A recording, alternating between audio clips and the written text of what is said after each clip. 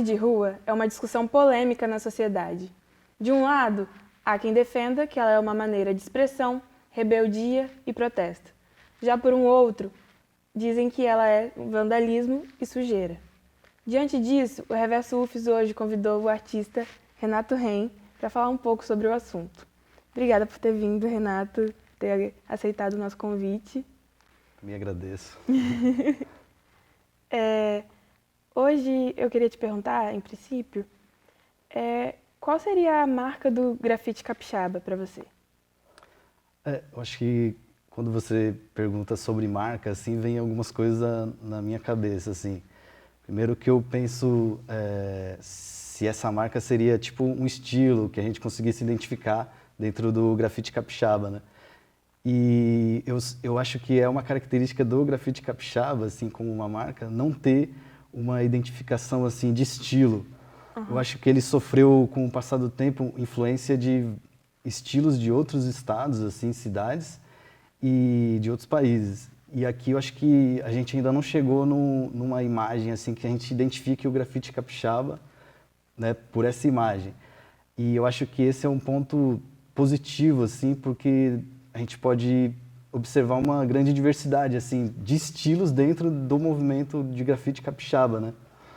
Então eu vejo até como uma coisa positiva. Acho que até agora como uma marca, um referencial, assim, da gente também identificar o grafite, eu penso que é isso, a marca do grafite capixaba é essa diversidade de estilos e de pessoas assim fazendo e participando do movimento. Entendi. O grafite tem muito isso da rebeldia, de às vezes ser em lugares mais inacessíveis. Quando o grafite é autorizado, algo dessa rebeldia é perdido nesse processo? Então, primeiro eu já respondo que eu penso que sim, mas eu acho que para a gente entender, para o público entender melhor também, eu vou passar assim a minha ideia, a minha visão sobre o que é grafite, né? Então eu acho que o grafite, acho não, a partir das minhas pesquisas, da minha vivência também como artista e pesquisador, porque eu já estudei aqui na UFES também, então eu pude pesquisar um pouco mais além assim sobre essa prática. Na minha opinião, o grafite ele se diferencia de outras práticas através da ilegalidade, né, da não autorização para você fazer esse trabalho na cidade, né? E quando alguém contrata o grafiteiro para fazer um trabalho, eu acho que se perde, com certeza, né, essa essência assim do grafite, né? E por que eu penso isso também? Porque quando alguém contrata, né, um artista para fazer uma pintura, ela está contratando um artista e essa prática, por ser autorizada, eu chamo ela de pintura, né? Uma pintura mural ou qualquer outro tipo de pintura. E é justamente nisso que se diferencia o grafite real, né? Que sem autorização, estar fazendo, se manifestando nas ruas por meio da ilegalidade, né? Mas fazendo o seu trabalho ali. E aí, se é arte ou não é, se é uma manifestação, assim, eu penso que é uma manifestação também cultural e social inserida na cidade, né? E na cidade, tem algum lugar, não só aqui no Espírito Santo, mas em qualquer lugar do mundo, que você tenha vontade de fazer um grafite ou uma arte? Sim, acho que não conseguiria pensar agora especificamente um local, né? Mas eu sempre tive vontade, assim, de fazer grafite em outros países, né? Em outros estados eu já fiz, do Brasil, e já fiz no México, mas gostaria de viajar um pouco mais, assim, e pintar em outras cidades pelo mundo, ou cidades tradicionais, né, que eram referência para mim no grafite. Entendi. A gente vê muito a assinatura, né? Nos pichos, tem sempre uma específica, às vezes, de cada artista. Então, pensando nisso, a gente entende que o grafite tem algo a ver com o ego também. O que você pensa sobre isso?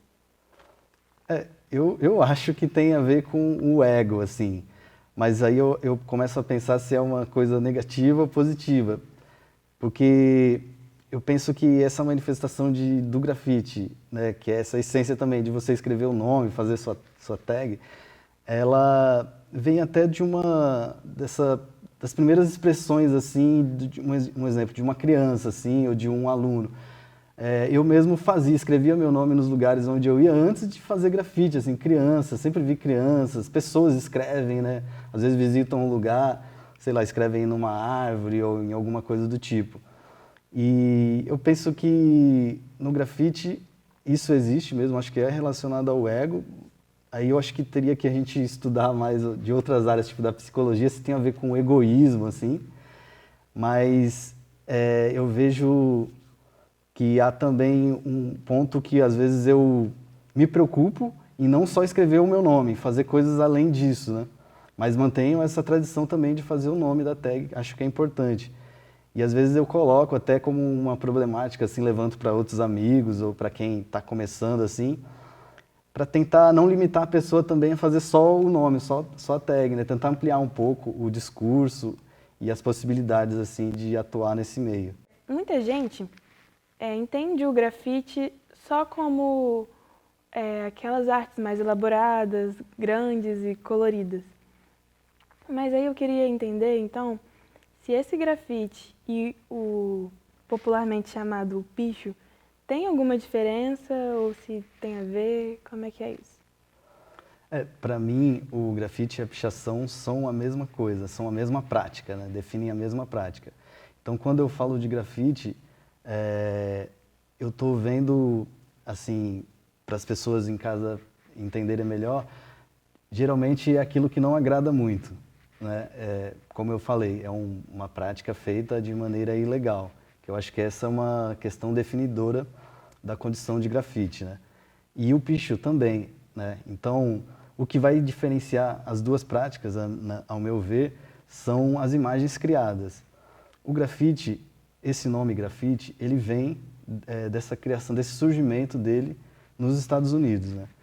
E no Brasil ele se desenrolou, se desenvolveu de uma maneira um pouco diferente de lá. Então aqui alguns artistas adaptaram, né, o próprio local, a maneira de atuar na rua. Então, um exemplo, a pichação de São Paulo, ela é bem característica, né, esteticamente. Ela é uma imagem, uma grafia, né, que ela se diferencia bastante um exemplo da tag tradicional dos Estados Unidos, só que a prática é a mesma. E tem até um pesquisador que ele é um dos pioneiros assim do grafite em São Paulo, que é o Valdemar Zeigler, que ele fala que a tradução em português mais correta para a palavra grafite seria pichação. Então, as pessoas ainda confundem muito isso, né? Porque aqui no Brasil deram um outro nome. Só que elas definem a mesma prática. Agora, esteticamente, se diferencia um pouco também. Mas, ao meu ver, essa diferenciação estética não atrapalha muito, porque o que determina é a ilegalidade. O uso do material também, como você citou, esses grandes murais, muitos desses murais são feitos por pessoas que fazem grafite real, como eu costumo falar. Então eles também fazem coisas ilegais na cidade, mas eles adaptaram o seu trabalho, elaboraram um pouco mais como uma forma de se sustentar, de criar um trabalho, criar uma carreira, né, porque o grafite não vai fazer isso. Então, ao invés dele ter um trabalho comum, que é até o meu caso, assim, eu resolvi tipo, mergulhar de cabeça nisso e criar um trabalho que eu pudesse também entrar em outros locais e vender esse trabalho de uma outra maneira. Mas sempre com a ideia de preservar esse local original do grafite como ele é, agradando ou não. Tem até o Basquiat, né? Ele também começa Sim. no grafite e aí depois ele já vai sendo mais valorizado, né, como um artista. Sim. E hoje em dia a maioria das pessoas nem sabem Sim. que o Basquiat já foi um pichador, como falam, né? Mas por que você acha que ainda existe essa marginalização de uma coisa e a adoração e o gostar de outra? Tipo, ainda é um preconceito ou às vezes falta ainda talvez um letramento artístico, algo desse tipo? Eu acho assim que preconceito realmente tem, eu acho que sempre vai ter, assim, com o grafite mesmo. Acho que o grande problema é justamente essa confusão com a nomenclatura ou com o que determina o que é, o que não é, né? Porque realmente tem uma camada dessa manifestação assim, artística que se aproveitou dessa confusão para também, tipo, ele se aproveitou dessa publicidade, dessa confusão com não entendimento para, sabe, às vezes você pega um artista desse que ele não está fazendo grafite, você vai entrevistar, ele fala que está fazendo grafite. E muitas vezes ele sabe que não, mas ele aproveita da publicidade criada também com a confusão das pessoas em não entender muito bem, né? E acaba dizendo ali, distorcendo essas verdades, assim. E aí quem está fazendo mesmo, assim, a sociedade acaba criminalizando ainda mais, assim, né? A prática já é ilegal, ok, mas acaba até defendendo questões violentas, assim, né, com os praticantes e tal. Então acho que isso não é muito legal, assim. É, Então acho que isso não é muito legal, assim. é.